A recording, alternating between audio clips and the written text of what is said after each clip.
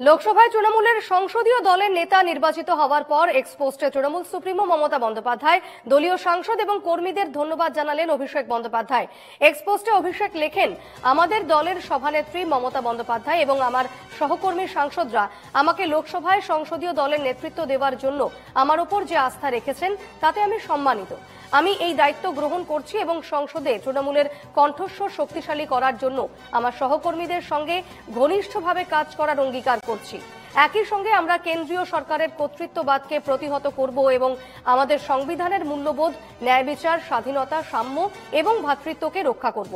আমাদের লক্ষ্য বাংলার জনগণের অধিকার, সম্মান এবং আকাঙ্ক্ষা রক্ষা করা। আমি প্রতিটি তৃণমূল কর্মীর সমর্থক এবং সাংসদদের কাছে তাদের অমূল্য সমর্থনের জন্য কৃতজ্ঞ। লোকসভায় সংসদীয় দলের দায়িত্ব পাওয়ার পর এক্সপোস্ট অভিষেক বন্দ্যোপাধ্যায়।